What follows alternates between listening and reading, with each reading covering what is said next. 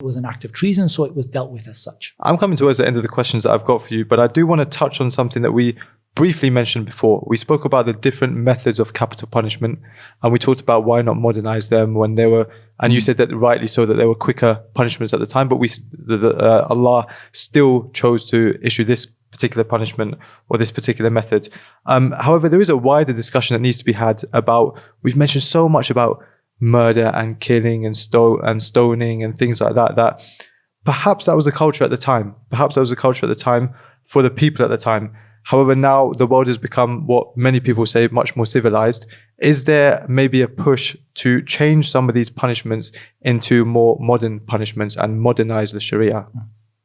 So I think there's a couple of answers to that. I think first of all, if you look at the Islamic punishments, we'll set aside stoning as something we've discussed earlier. Yeah. But primarily the punishment being carried out by the sword, that is actually something that is relatively, in fact, out of all of the punishments that are available today in modern times, it's actually one of the most humane and the most sort of, in terms of the way it's carried out, it's easy to carry out.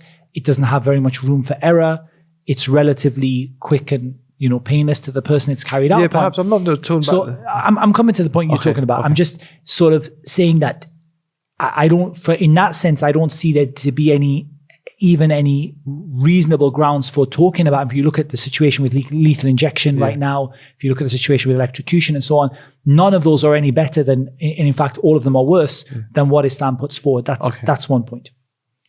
Now on this topic of modernizing Sharia, I think that first of all, one of the things we have to start with is we have to start with the statement of Allah Azza wa Jalla, الْيَوْمَ أَكْمَلْتُ لَكُمْ دِينَكُمْ وَأَتْمَمْتُ عَلَيْكُمْ نِعْمَتِي وَرَضِيتُ لَكُمُ الْإِسْلَامَ دِينًا. Today I have completed my favor upon you.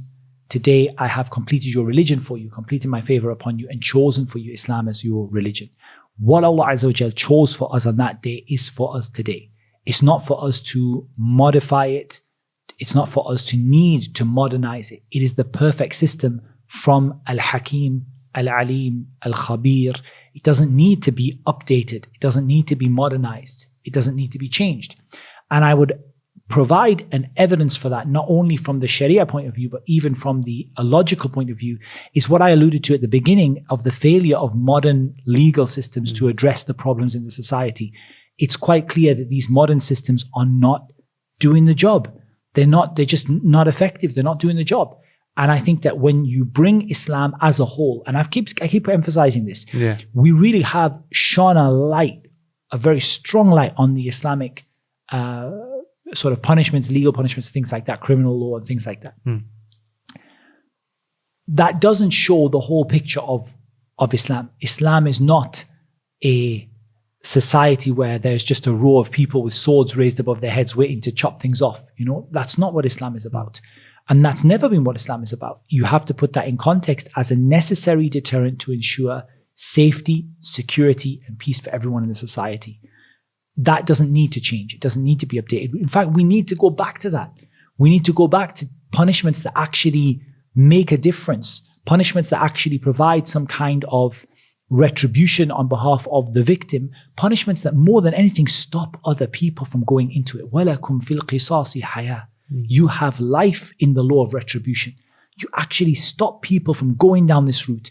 And also punishments that are not a burden upon regular people, where we have to pay for keeping some really horrific and evil people behind bars. And we have to kind of pay for that. So I don't see any logical reason, and I certainly don't see any Shari'i reason to change what Allah subhanahu wa ta'ala has given us. If anything, we need to go back to that implemented properly. When it's not implemented properly, then that's not representative of what Islam has.